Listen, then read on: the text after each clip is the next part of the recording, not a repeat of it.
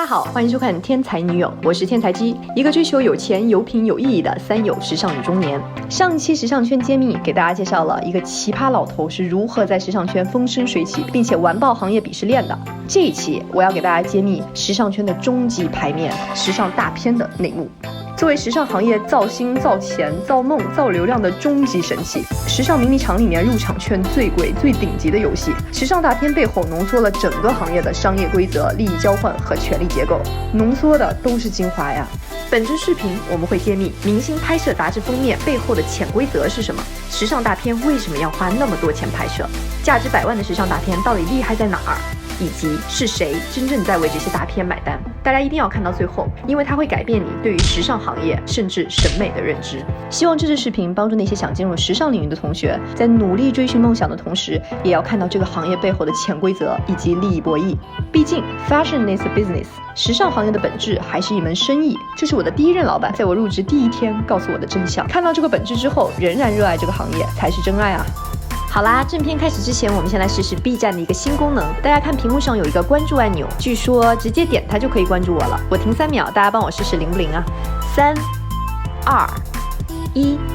好了，我们开始本期的时尚圈揭秘。我敢打赌，无论你以为自己离时尚圈有多远，以下这几张照片你一定见过吧？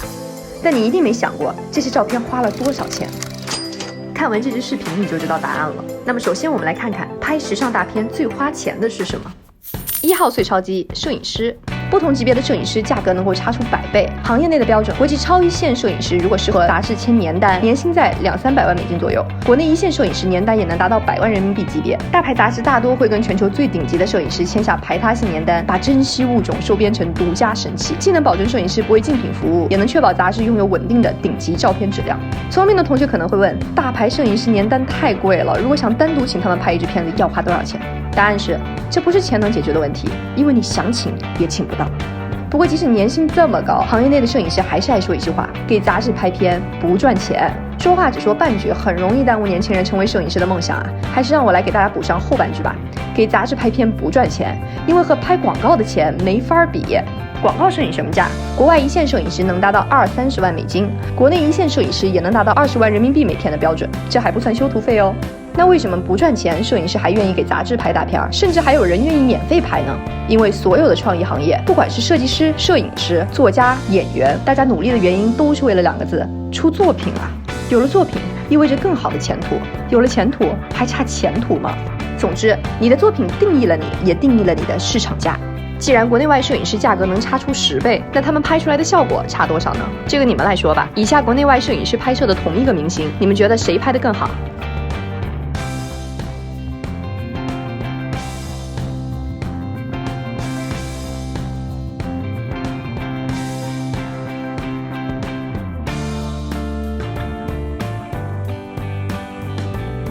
你看，这明显就是众口难调。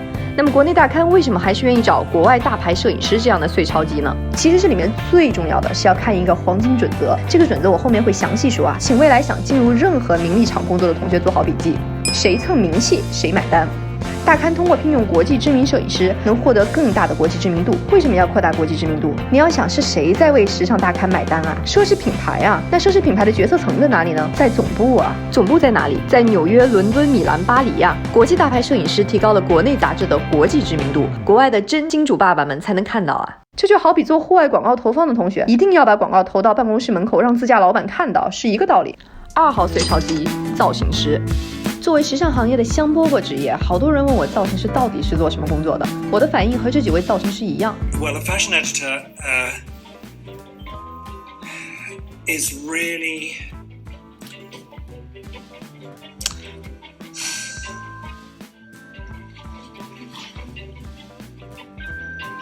If you don't know now, I guess you never will. Haven't you spoken to everybody? 造型师的工作太一言难尽了，它是少数需要同样强悍的脑力和体力技能的工种之一。造型师的进阶之路大约分成4个阶段，首先是造型助理。也就是帮造型老师们打下手，买咖啡、借衣服、熨衣服、搬衣服，能筛选掉80%时尚爱好者的工作。我们当年办公室里，造型助理几乎每周换新人，好多都是穿着爱马仕来上班，结果发现原来做造型师这么苦啊，然后全走了。毕竟枯燥且乏味的生活，如果不是超级有钱人，应该都受不了吧。第二阶段，助理造型师。别看助理造型师和造型助理都是同几个字，语文老师说了，主语和定语换个位置，那就是2个东西啊。这个阶段的造型师熟知各大时尚品牌以及款式，但还没有一套独属于自己的审美体系，能拍一些简单的人物肖像。第3阶段，知名造型师有自己标志性的风格以及审美体系，能驾驭各种类型的时尚大片。现在很多国内的明星御用造型师基本属于这一阶段。第4阶段，顶级造型师，造型师中比凤毛还少的人，他们的工作其实和好莱坞导演一样，属于造梦者。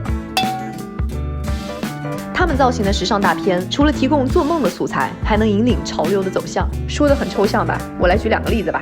这一个是时尚史上最著名的封面之一，是1988年女模特 Anna Wintour 开始掌管美国 Vogue 时的第一张封面，造型师是法国国宝 Caroline Celle-de-Buzel。这个封面背后的故事跟你们说一整天都说不完，但业内人最津津乐道的是这个。在杂志发去各大印厂打印时，所有印厂老板都打来电话，你们封面搞错了吧？我们来仔细看看这张照片啊，你们能看出它错在哪里吗？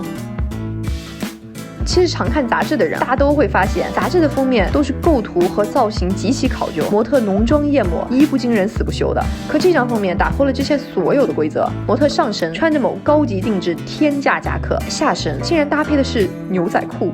你觉得有违和感吗？要知道那个时候，1988年，牛仔裤是被看成上不了台面的穿着，更别提上顶级杂志的封面了。虽然现在大家动不动就说把贵的和便宜的搭在一起才叫高级，可在1988年的时尚圈，这叫胡闹。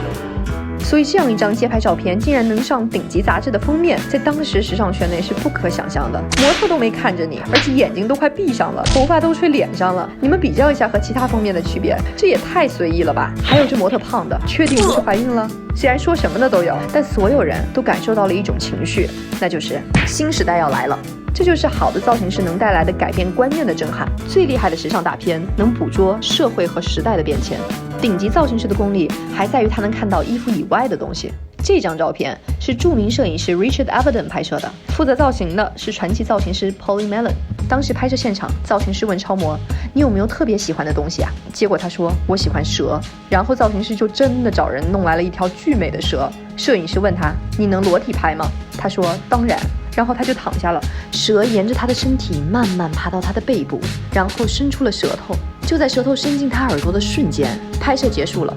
造型师说自己当时泪流满面，觉得那个瞬间太魔幻了。模特的状态、蛇的状态、周围的环境，一切都是对的，但又不可复制。而他最后悔的，你知道是什么吗？是他当时让模特戴了一个手镯。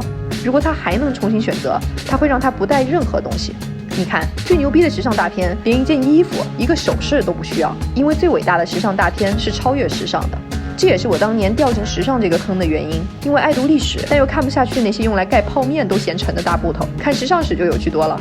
历史上每个时代发生了什么重要的事情，你能在每个年代拍的时尚大片里一目了然。无论是70年代西方女性穿上职业装走进职场，还是90年代年轻人打破主流精致审美，创造自己的垃圾风，又或是监控摄像头下的个体存在，这些全是最有才华的时尚造型师们发起了思考和记录。如果大家还想听更多时尚造型师的进击之路，有机会我会请国内的一线明星造型师朋友来给大家做分享。想听的弹幕扣1，答应我到时候弹幕里一定要夸他帅啊。3号碎超级布景，另一笔大费用啊花在了布景或者是看景上，比如传奇摄影师 Annie Leibovitz 的拍摄现场，火、雨、跑车、飞机、猛兽，他要什么有什么。以前为了拍一组大片啊，整个时装团队可以飞去全世界最美的地方，待5周，花时间找最合适的拍摄场地，拍摄最罕见的照片。现在想想，这些都太奢侈了。随着杂志越来越不景气，预算也越来越少，现在出国拍片基本3-5天搞定，预算也缩减了不是一点。当然还是有个别豪横的杂志愿意花几10万拍摄大片的，比如 GQ 拍摄李现花了44个小时在近2000平的厂房里搭出一个荒郊野外的景，在时尚行业没有人间不值得。4号碎超级超模和明星，最不可测的环节来了，大家猜猜杂志请明星拍大片需要花多少钱，以及需要谁花钱？出场费动辄7位数的顶流明星，请他们上封面要花多少钱？黄金准则又要出动了啊！摄影师、媒体、品牌以及明星，他们互相之间谁给谁钱，主要看的是一件事儿，知名度，谁蹭谁的知名度，谁就给谁钱。当然前提是你活好啊。时尚既然是个生意，而且还是名利场，那势必就会涉及到名利交易。如果你有名就可以收钱，如果你有钱也可以买名。但如果你名利都没有呢，同学们，那恭喜你，你活得可以轻松一些了。一线大咖和一线明星门当户对，名声相当就不需要钱。但凡名气不对等，小明星想上大刊，或者小刊想拍大明星，那就大概率要钱。再加上封面一年就12期，坑位少，明星多，自然就出现了明星争着上大刊封面的现象。所以各位明星也是极尽公关之能事啊。具体怎么公关的，这个太隐私了，在此就不说了啊。对于明星来讲，时尚大片也能帮他们塑造他们的人设，包装他们的形象，让自己成为那个美轮美奂的梦的一部分，让自己的 image 变成一个大众的 imagination。超模也一样，给大刊拍片，一天费用低得不可思议，但一旦上过大刊，他的广告费可以翻几10倍。而且很多超模都是上了一些大刊的封面之后，才开启了不一样的事业，比如登上 Vogue 封面的杜鹃和登上佳人封面的刘雯。好了，如果到现在你还觉得可以理解，那我们接下来提的这个问题就更接近时尚大片的本质了。时尚大片那么烧钱，那为什么杂志还要坚持拍大片呢？首先，这个世界上有很多东西都是看似不赚钱，其实是无价的，比如马爸爸说的公益，比如一场花费100万请媒体来好吃好喝的时装秀，比如花几千万美金请来一对明星互相吹捧的奥斯卡。这些钱是白烧的吗？你能说它烧得不好吗？看起来不赚钱的事情，其实是我们没有看到它的价值。你有没有发现，虽然翻杂志的人少了，但杂志封面总是能被我们瞅见呢？有多少人现在不看时尚杂志，但总会看到杂志封面的？在弹幕扣1。杂志封面就是最好的户外广告牌啊！他们占据公交车站、机场候车厅、酒店大厅前台、商务舱、头等舱、5星级酒店等各种高档空间，走到哪儿都是蔡徐坤、李易峰、吴亦凡4字弟弟盯着你。你说这些封面大片不赚钱吗？想想北京、上海核心商区一个户外广告牌要价每月近100万，值不值你自己算啊！这也是明星愿意上封面的重要原因之一。尤其当广告位1年只限量开放12次的时候，时尚大片的曝光度除了线下还有线上。在新媒体热点永远围绕着明星八卦的时代，明星的时尚大片也是唯一能够跻身热搜的杂志内容了，而且饭圈本身就能养活一本杂志了，还真有这么一本杂志是光靠饭圈养活的，你们知道是哪本吗？那么6、7位数的制作费用谁来买单呢？考考你们啊，这张封面中你能看出谁是最主要的金主爸爸吗？要解答这个问题，首先我们得先明白，时尚封面的曝光度可不仅仅是受益了明星，明星穿用的每一件单品，大到手机，小到袜子，都是品牌的广告牌。如果按照平效来算，这可是世界上价值密度最高的广告牌了。所以当然显而易见，品牌买单。你要是觉得只有时装品牌，那就是商业想象力不够了。手机、表、车、食物，所有你想得到、想不到的产品都能植入。那么问题来了，品牌和杂志，你觉得他们谁是甲方，谁是乙方啊？品牌是甲方吗？杂志是甲方吗？就像男女之间没有纯友谊一样，杂志和品牌也没有单纯的甲方和乙方关系，他们是长期共荣共生的关系，大家门当户对，长期利益交换，一家人永远在一起，整整齐齐的。什么叫长期利益交换？想上大刊的封面，品牌至少1年几百万的广告投入在这本杂志上，如果是9月刊或者重磅封面，那就更要挤破头了。除此之外，品牌还要有长期的公关 PR 和编辑维护关系，生日送花，平时送衣服，请编辑飞头等舱，住奢侈酒店，全世界参加 invitation only 的活动，做公关也是大学问。我认识的时尚圈大公关都非常人，你们要是有兴趣了解的，在弹幕扣1。总之一句话，没有价签的东西永远是最贵的。也许有一天 B 站 UP 主和品牌也能形成这样的暧昧关系，比如品牌现在都提倡的品牌大使，品牌的好朋友就是例子。但我的感觉是，年轻一代的意见领袖与品牌恰饭的方式会非常不同，你们觉得呢？最后我想说，即使媒体行业在撕裂中巨变，时尚名利场的交易愈发走下神坛，时尚大片仍然是这个行业最争气的儿子。一个时代最好的创意人，对于审美、时尚、文化、时代的理解，都融入了这些时尚影像中。他们记录下了那些不可思议但无法复制的瞬间，也记录下了每个时代最鲜活、最标志的面孔，更记录下了我们对美有过的偏见、成见和执着。我认为，无论时尚大片未来是否还会用杂志来承载，这个时代最美的时尚大片还没有诞生。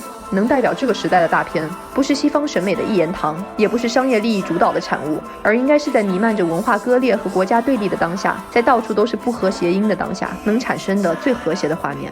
什么是不和谐？比如 Dolce & Gabbana 大片中简单粗暴的 P 图式混搭是不和谐，比如美版 Vogue 9月刊大片 Go East 中标签式的中国元素堆积是不和谐。那什么是和谐？1979年中美建交，国务卿辛基格夫人 Nancy 探访北京时，英国 Vogue 拍的这组大片。虽然 Nancy 和中国民众的穿衣风格相差很远，但照片中透露着的平等和尊重，这是和谐。1993年12月，由传奇摄影师 Arthur Elgort 拍摄的这组大片《畅游中国》，超模 Linda Evangelista 走进普通百姓生活中，带着对未知文化的好奇，探索这个神秘的国度，这是和谐。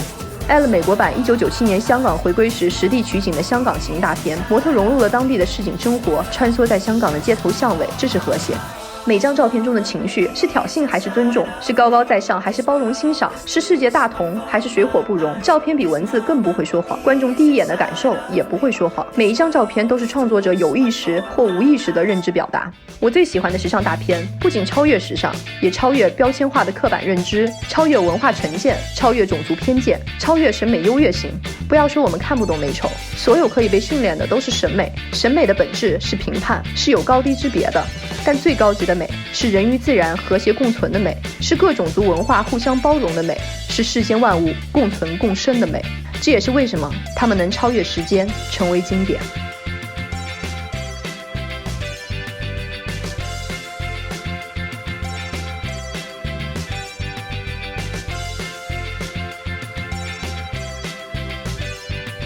虽然时尚大片在国内历史太短，没能记录中国上个世纪的高光时刻，但未来可期。好啦，这期节目你喜欢吗？如果对你有启发，带来灵感，别忘了长按大拇指一键3连哟！也欢迎关注我，这里是天才女友，眼界改变人生，我们下期见。